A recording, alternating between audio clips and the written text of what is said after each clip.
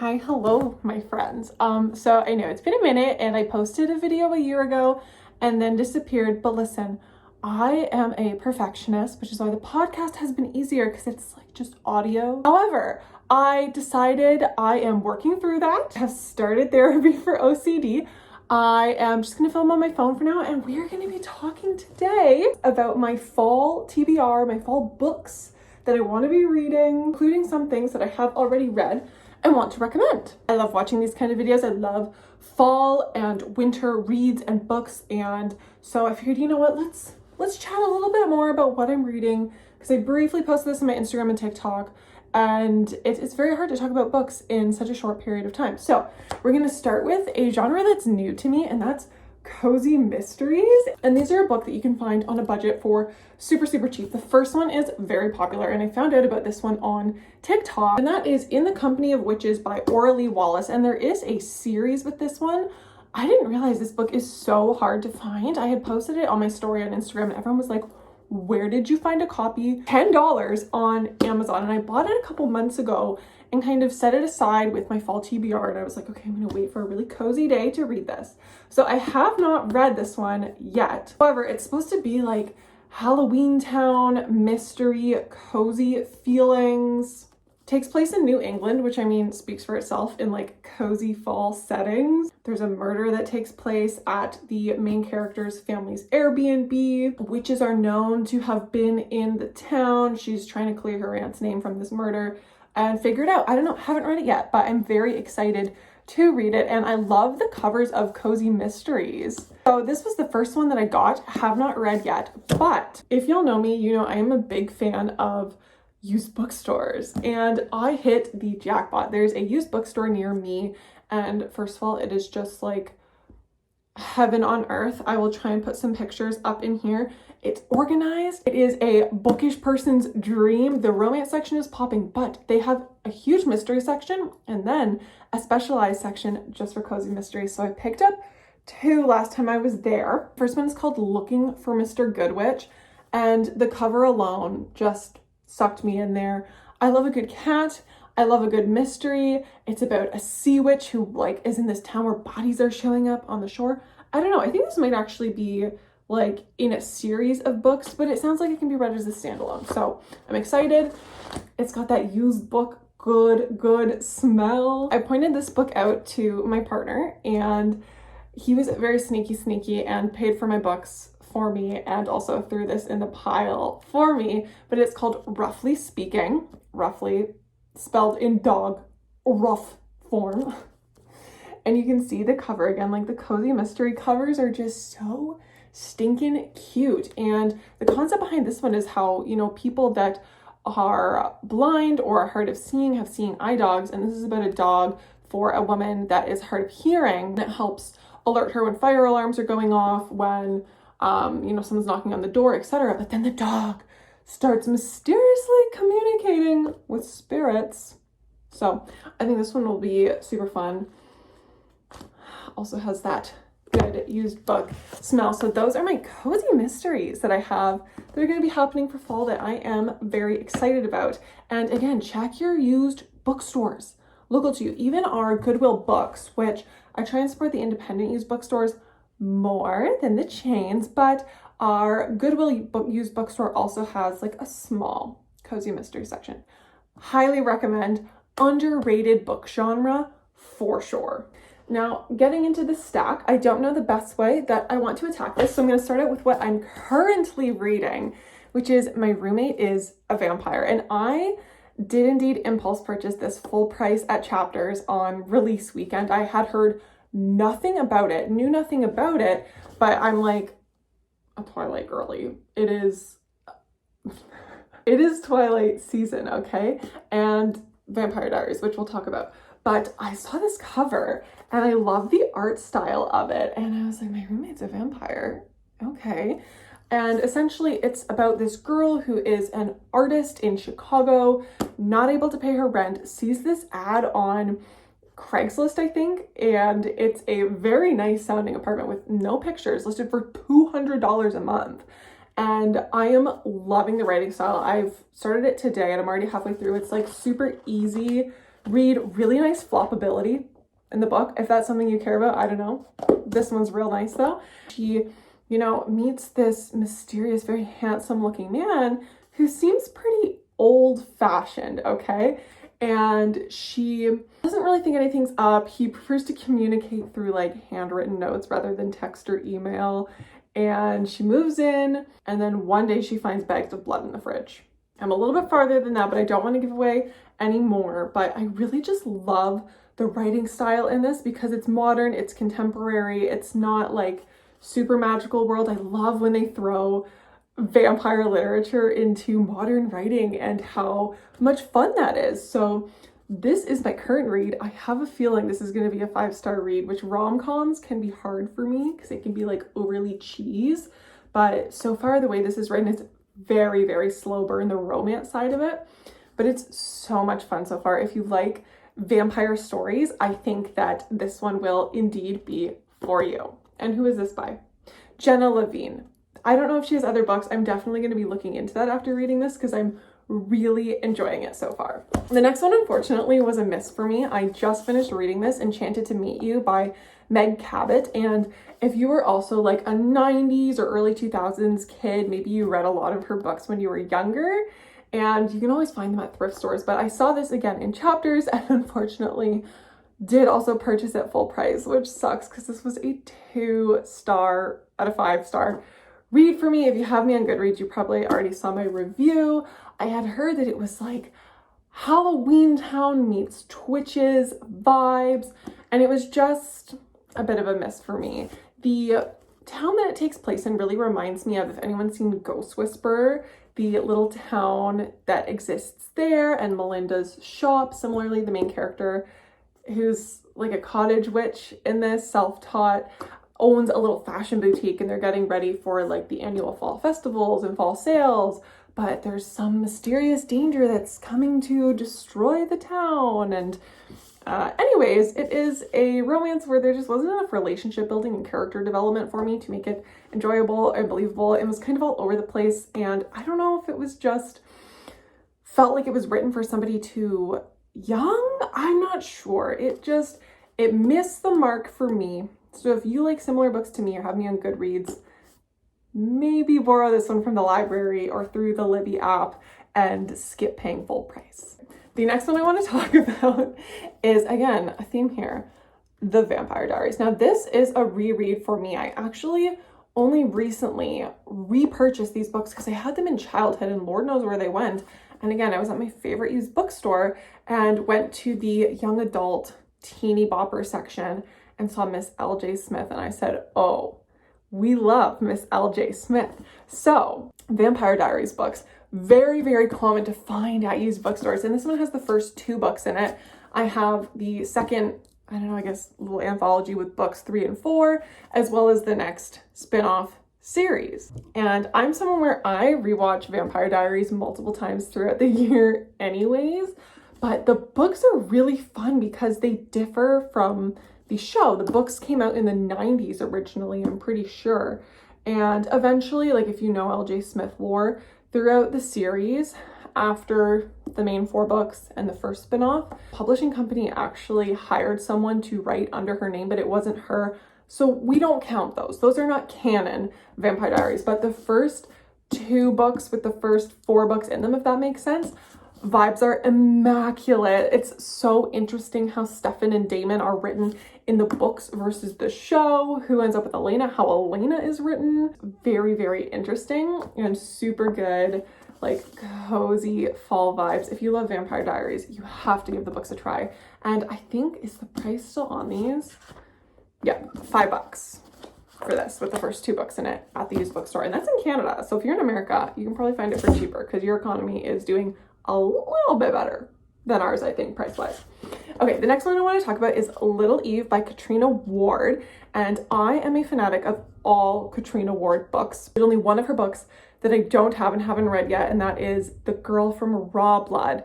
And that's because I have yet to find her books at a used bookstore. Some of them are on Book Outlet, but I had already bought them full price before I realized they were on Book Outlet.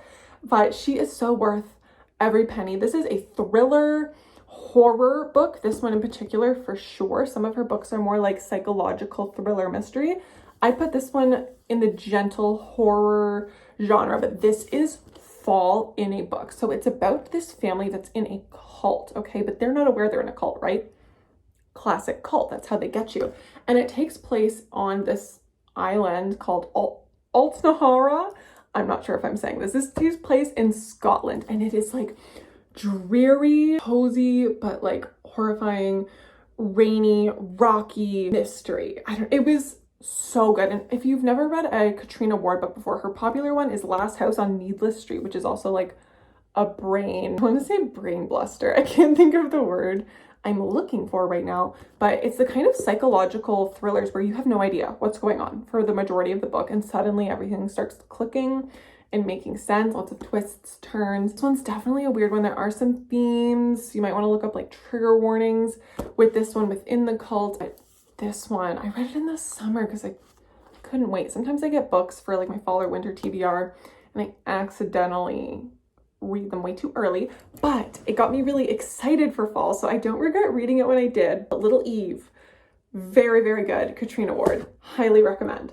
Next one on my fall TBR is Cackle by Rachel Harrison. I have not read this one yet. It came recommended when I put a question box on my Instagram asking for fall TBR recommendations, and this one is about two women, which I think is very interesting, and it's about their budding friendship in this town. But the one woman starts exhibiting some interesting traits and witchy qualities, and apparently it's very interesting. I think that it gets a little bit of a bad rap online because some people say like, oh, well, this doesn't belong in the horror genre, but maybe it doesn't belong in like contemporary, somewhere in between. So I'm expecting this to be like a cozy, fun read, not super scary, but interesting. And I love a book that centers not just around romance, but occasionally one about like friendship as well. So very interested to see how this one goes. I know the author has some other new releases in the horror genre this year.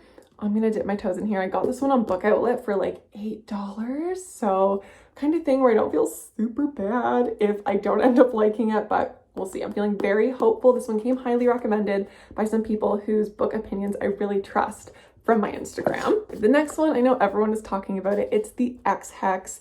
And this is another one that gets very mixed reviews online. I think people's expectations are just very high for this because of how many people are talking about it. But what really drew me in is I heard a TikTok of someone saying that she curses her ex with a Bath & Body Works candle.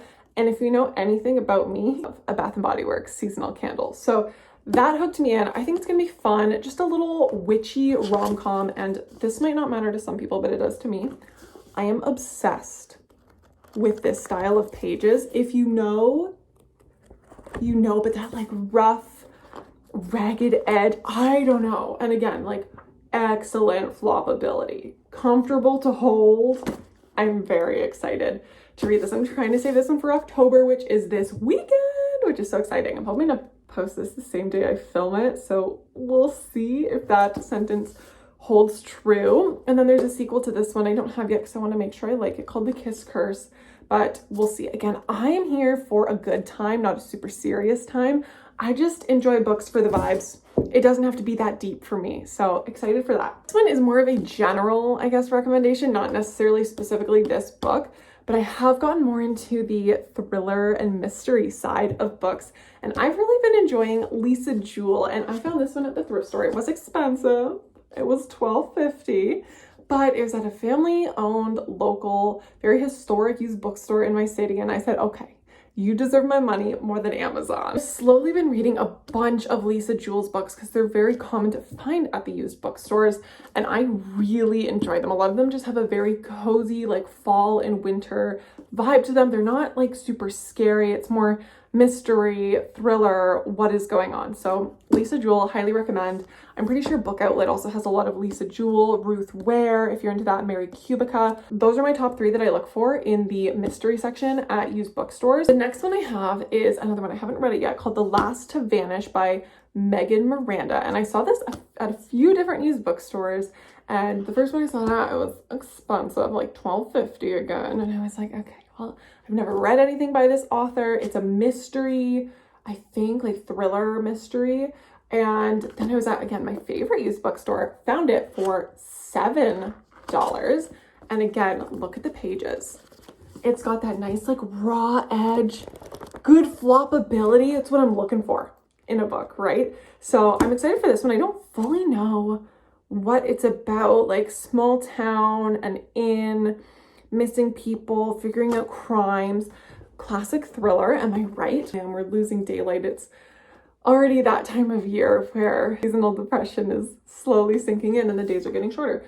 But this is one that I'm really excited to read. So if you don't have me on Goodreads, I post written reviews for every book I read, mostly for me, so I can remember what was a hit and what was a miss, but I'm excited for this thriller. The last one that I have in my fall TBR stack is called The Curse in Their Veins by Annauden. I hope I'm saying that right.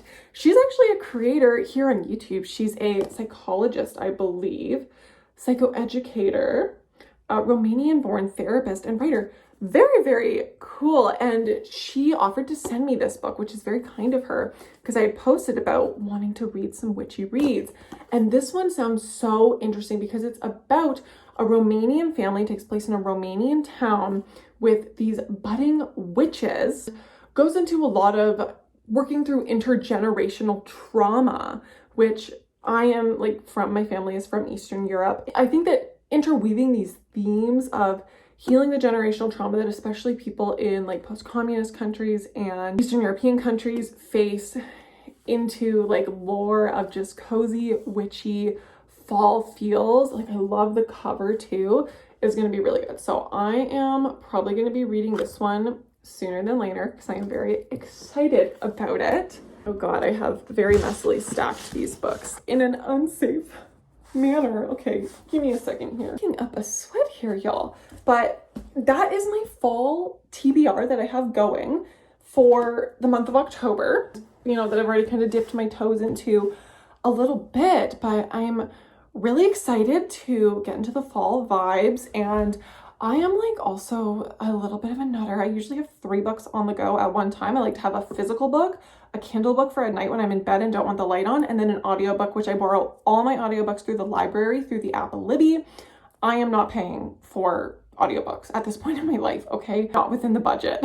So right now, actually, this is very exciting for the people in my life that love fantasy books, because I have not dipped my toe in that pool at all. 50% through ACOTAR, and I'm enjoying it so far. It was a slow start for me, I will say. I think I had to get introduced to the characters to give a crap about them, but I'm really enjoying it so far.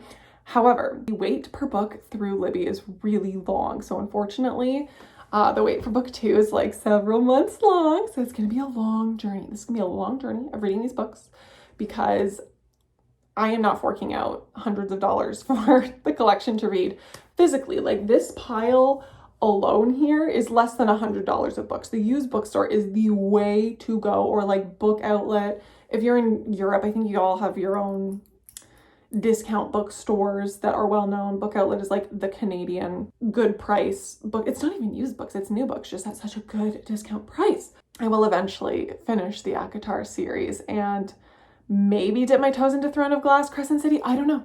I don't know how wild I'm gonna get. It's gonna be a long wait for those books through the library anyhow. That is the journey that I'm on. That is my fall TBR. I don't know if anyone is interested in my book content, but I thought, you know, I'm having fun with long form content on the podcast. Why not revive this YouTube thing? I love watching YouTube and I'm like, ugh, I don't even like, when it's creators I don't really care the production value. I live in a very small apartment that's within my budget. My partner's desk is my background. This is the best lighting I could find in my very poor natural lit apartment. We're working with what we have. So if you made it this far, I'm so happy that you're here. You can find me in all my corners of the internet at vicinthemeadow. As I'm filming this, I'm like, I don't even know what my username is on YouTube. I'm gonna have to look into that and try and match it up. Let me know what you're reading this fall. I wanna know what I need to add, what I should be reading on my Kindle, if I should take a break from this Frida McFadden and dabble my toes into something else. This is me, this is my rat snack. I am gonna go finish my Dr. Pepper cream soda, have some ketchup chips, and oh dear, it's at the bottom of my stack. Hopefully finish my Roommate's a Vampire. So when you're watching this, hopefully the review on Goodreads, which I'll link in the description here, will already be up, and I will see y'all sometime.